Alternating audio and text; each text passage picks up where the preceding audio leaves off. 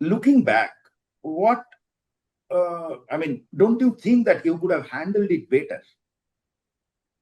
For sure. You see, as the sitting government, if we give a popular issue to the forces that opposed us, we need to be mindful of the fact that that would be used against us, utilized to oust us.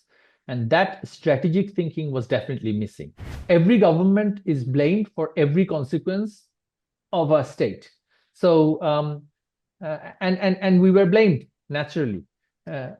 If you ask me now, there are so many points of failures in decision making that I had personally seen. It has then all of those failures then culminated into the chaos that had happened on the 5th of August.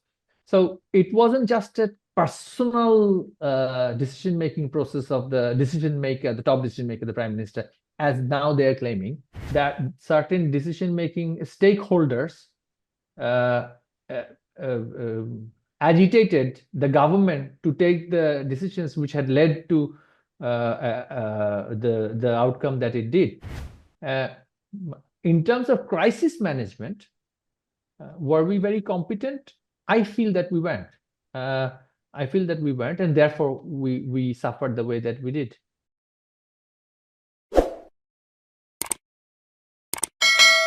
You were the education minister. You are young when compared to you and couple of others were young when compared to the rest of the ministry, which was probably mostly above 60, right? But this whole quota protest, which was going on since June 5th or 6th, June 5th was the High Court verdict, and then it was going on. Even in July, if we see, it was a very innocent thing. There was barely much to comment on it.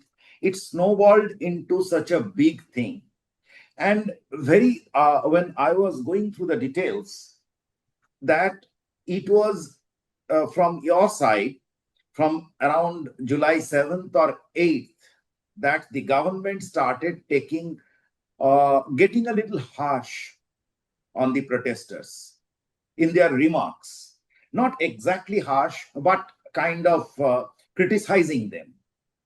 So, and then we all know what happened. Your government wanted to enter into a political dialogue with the protesters, but by that time, lot many people have died, and there was a log jam. You were locked. Looking back, what? Don't you think that you could have handled it better?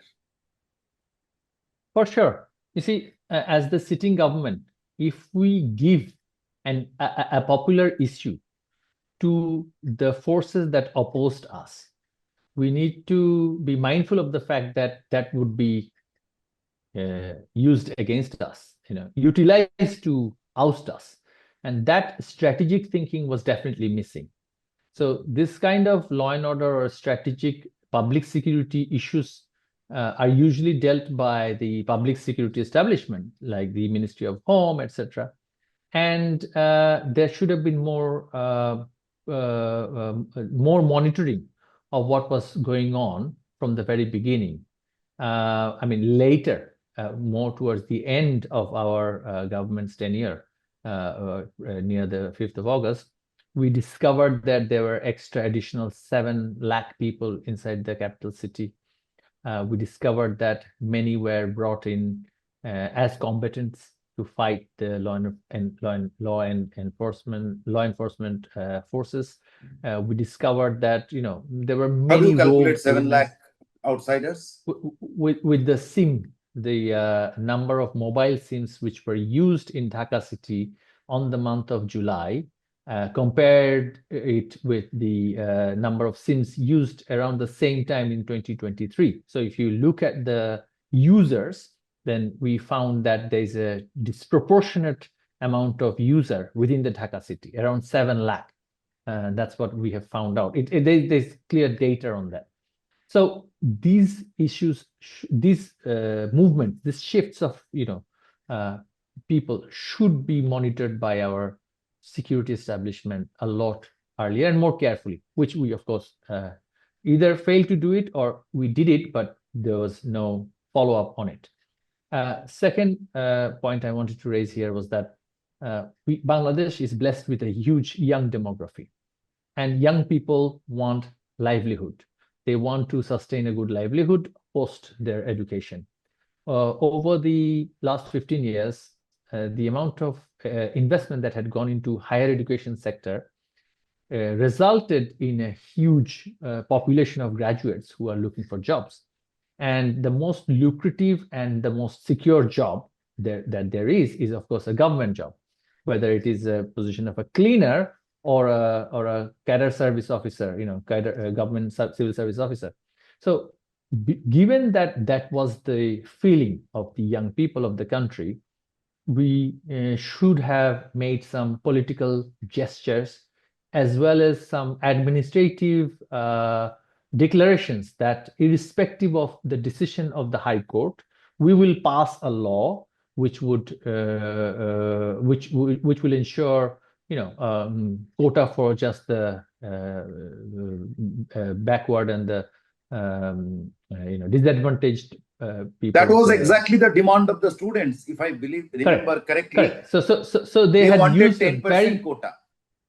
They had used a 56%. They had used a very popular demand, and the plan was to use that to agitate maximum number of people to be out there in public protesting, and then thereafter the bloodbath that ensued following the protest. So this issue could have been resolved at the very beginning, right? And probably what was being planned at that time as part of their claimed meticulous design to oust the government could have been delayed a lot later, and perhaps wouldn't have had the impact that it had at that time. And they designed it for a time when the Prime Minister was going to be out of the country between some dates in the month of July. 8th to 10th or around that. And she returned. First, she back came on to India, and then after 2 weeks, she went to China. Correct. And then she was meant to go to Spain and Brazil. Right. And if we calculate the timing of flights to Spain and Brazil, that was the time when this was supposed to be sparked, and then a Sri Lanka style taking over of the parliament and etc. As it happened, as you've seen in Sri Lanka, in Colombo, which whatever they called it in Colombo. So it was a bit of a plan like that. Now, my opponent, my political opponent, or whether you call it anti-state elements or whatever, obviously they're going to plan something, right? It is our job in the government to manage that, to stop them from misusing the sentiment against the government to bring about a complete chaos and anarchy and collapse, right? So of course we failed in that. If we had intervened earlier, if we had taken proactive measures earlier from security point of view, as well as the policy point of view, in that we could have quelled the protest at the very beginning. So of course, mistakes were made. I'm not saying that the mistakes weren't made, but the consequences, as it happens, every government is blamed for every consequence of a state. So and we were blamed naturally. If you ask me now, there are so many points of failures in decision making that I had personally seen. It has then all of those failures then culminated into the chaos that had happened on the 5th of August. So it wasn't just a personal decision-making process of the decision maker, the top decision maker, the Prime Minister, as now they're claiming. It was, I would say, an administrative inertia was there. Inertia meaning whether it was part of the conspiracy or whether it was incompetency, that is something that I am not able to answer right now. I mean, it could be part of the conspiracy that certain decision-making stakeholders uh, uh, uh, agitated the government to take the decisions which had led to the outcome that it did. So there are two considerations here. I mean, in Bangladesh, we've seen always from 1975 till today, many foreign elements are usually at play whenever you have such large scale chaos and regime change movement. I mean, we've seen it even with this current government, our government, as in the Awami League government. We've seen it in 2014, 13. We've seen it several times. But perhaps this time, our proactive management of the situation when it was emerging in its very early stage led to the situation being out of control and snowballing into what it did. But at the same time, some commentators also argue that there were other factors meaning not just instigators, not just agent provocateur, but certain immediate policy failures, such as sensitizing the public on certain issues, inflation, this, that. I mean, so this is what is also being discussed amongst many. And also micro corruption issues in terms of rights-based services, harassment by the establishment meaning the permanent government, the police and the civil service, etc., not getting the rights that they are entitled to, not getting the services that they are entitled to. So those things had probably contributed, but of course, every government in every country has these basic challenges. You cannot make the entire population of a country happy. In terms of crisis management, were we very competent? I feel that we weren't. And therefore we suffered the way that we did.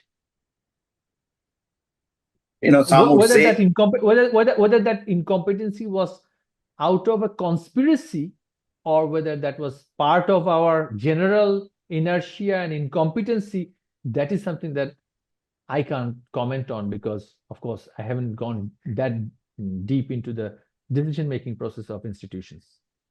Well, it's understandable. You cannot comment on certain areas of the government as you were part of the government. But to us outsiders, it seemed almost like, you almost created it, a problem out of nowhere. And probably I should say that a little more caution in using words would have mattered. Sometimes you gifted the opposition, whosoever it may be, a good alibi also. So, you see, this is where I just want to say something, that Bangladesh's politics is not known for refined words and politically savvy statement. Nuances. I mean, the nuances, exactly. So it is quite confrontational. It is very rhetorical. It's very dogmatic.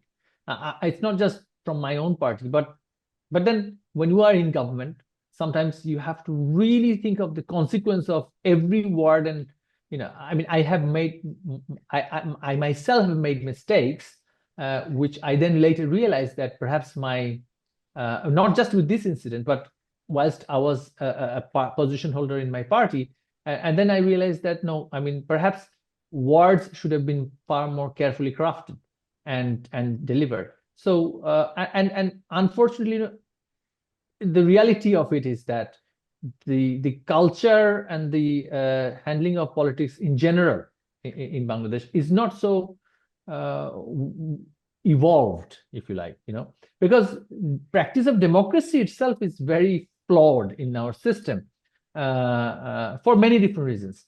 When you have outright extremist elements representing a large section of society in any given polity, then savvy politics becomes a very difficult task. You see, muscle becomes more important than policy. Power become more important than policies. So, I mean, to put it crudely, socially and politically, refinement was largely missing in the overall political culture of the country anyway.